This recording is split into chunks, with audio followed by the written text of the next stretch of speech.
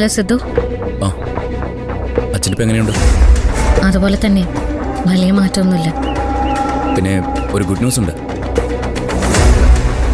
ശരത്തില്ലേ, അവനെതിരെ പൊന്നുമണി കൊണ്ടുപോയി പോലീസ് സ്റ്റേഷനിൽ ഒരു പരാതി കൊടുത്തിട്ടുണ്ട്. ആണോ? അവൻ വീട് കയറി ആക്രമിച്ചു, കൊല്ലുമെന്ന് ഭീഷണിപ്പെടുത്തി സാധനങ്ങൾ നശിപ്പിച്ചു. വേണമെങ്കിൽ പിടിച്ച് അവനെ അകത്തിടാം. പോലീസുകാരത് ചെയ്യുമെന്ന് മാത്രമേ ഇനി നമുക്കറിയാനുള്ളൂ.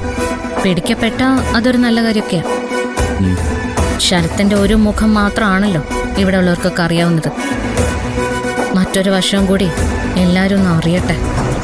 അതറിയാവുന്നത് കൊണ്ട് തന്നെ ഈ പ്രശ്നം സെറ്റിൽ ചെയ്യാൻ വേണ്ടി അവൻ പരമാവധി നോക്കും.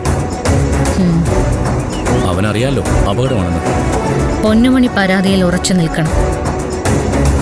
അപ്പ ശരത്ത് പെടില്ലേ? എല്ലാം അന്വേഷണ ഉദ്യോഗസ്ഥന്റെ മനസ്സ് പോലിരിക്കും. എന്തായാലും ശരത്തിനെതിരെ പരാതിപ്പെടാൻ പൊന്നുമണി ധൈര്യം കാണിച്ചു. അത് നമുക്കൊരു നല്ല സൂചനയാണ്. ചെയ്യേണ്ടിയിരുന്നത് ഞാനാ.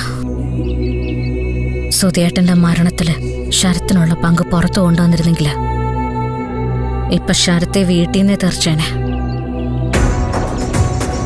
ഞാനത് ചെയ്തില്ല. അത് നമ്മൾ മനഃപൂർവ്വം അല്ലല്ലോ ചെയ്യാതിരുന്നത്. നമ്മുടെ കയ്യിൽ വ്യക്തമായിട്ടുള്ള തെളിവുകളില്ലാതിരുന്നുകൊണ്ടല്ലേ. ശരവണൻ എന്ന് മൊഴി കൊടുക്കാൻ തയ്യാറാവുന്നോ അന്നേ നമുക്കിനി ആ ഫയല് പുറത്തെടുക്കാനായിട്ട് പറ്റൂ.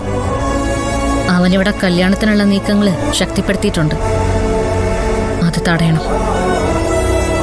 തടയണമെങ്കിൽ ഉടനെ എന്തെങ്കിലും ചെയ്തേ പറ്റൂ. എന്തായാലും പൊന്നുമണി കൊടുത്ത കേസിന്റെ ഭാവി എന്താവും നമുക്ക് നോക്കാം. അതിലവൻ പെട്ട നമ്മൾ രക്ഷപ്പെട്ടു.